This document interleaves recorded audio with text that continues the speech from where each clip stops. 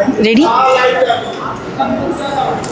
Hello, नमस्ते, मैं रूपा दिवेटिया, मन्नत की कीरत। मैडम, आज के सीन के बारे में बताइए कि आज ये शादी का सीन था और कुछ फेरे हुए हैं या डायरेक्ट मंगलसूत्र और इस तरह का कोई सीन फिल्माया गया, उसके बारे में बताइए कि क्या है। नहीं, शादी तो पूरे रीति रिवाजों से हुई है, पर ये टेलीविज़न है तो सारे रस्म दिखाई नहीं गई है।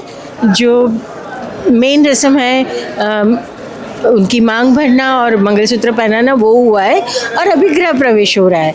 और मैं खुशी से समा नहीं रही हूँ क्योंकि मेरी पोती की शादी होने जा रही है विक्रांत से। और यहाँ पर मन्नत की भी एंट्री दिखाई गई है, तो अब आगे जाके ये क्या होने वाला है, क्योंकि अचानक ये मन्नत भी यहाँ पर आ जाती है और पार्टनर की भी बातें करती है वो।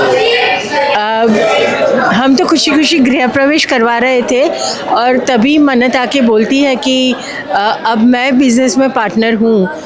तो हमारे लिए शॉकिंग है क्योंकि हम तो अब तक उसको एम्प्लॉई समझते थे और जिसको हम निकाल भी सकते थे, और वैसे भी हमने उसको निकाल दिया है और सडनली वो कैसे हमारी मेज़बानी की पार्टनर बन गई है, वो सब हमारे लिए राज है।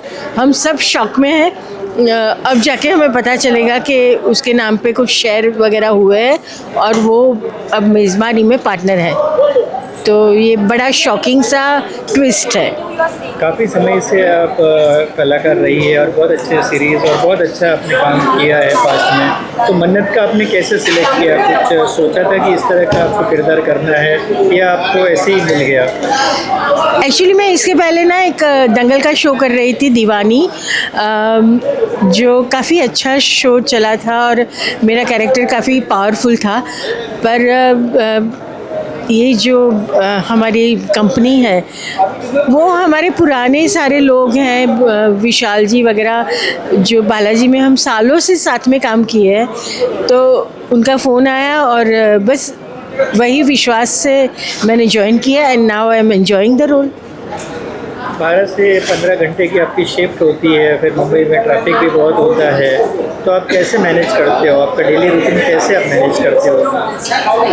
एक्चुअली ये 12 घंटे की शिफ्ट है, वो थोड़ी सी मतलब टायरिंग है। और साकिना का कैसा ट्रैफिक होता है और बारिश में जो दिक्कत होती है और इतनी गंदगी है यहाँ, और मुझे तो ओसीडी है, मेरे को बहुत क्लीनलीनेस का वो है, तो डरावना सा होता है मेरा यहाँ आना। पर काम है और हम लोग एडिक्ट है वो सुबह में मेकअप होना, कैमरा के सामने खड़े रहना।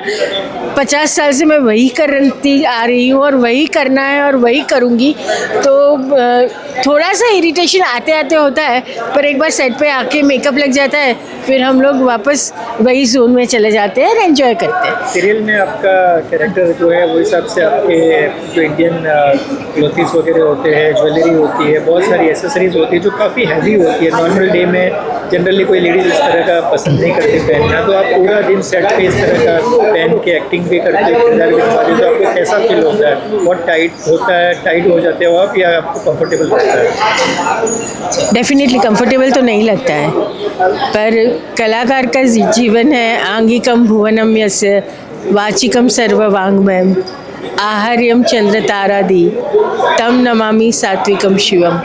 तो आंगिकम में पूरा हमारा शंकर जी ने बोला है कि पूरा सजना धजना संवरना, बोलना, उठना बैठना, वो सब कैरेक्टर में चले जाते हैं, तो फिर पहनना ही पड़ता है। और शायद कैरेक्टर में जब तक होते हैं तब तक बहुत आनंद आता है, जब पैकअप बोलते हैं तब ऐसा होता है कि कभी निकालो और भागो, तो वो डिफरेंस है, बट मुझे मज़ा आता है। भविष्य में आप क्या करना चाहते हैं? कोई वेब सीरीज, फिल्म या कुछ आपने सोचा है अपने आपके सपनों का किरदार कुछ ऐसा करने का, कि आपने कुछ सोच रखा है?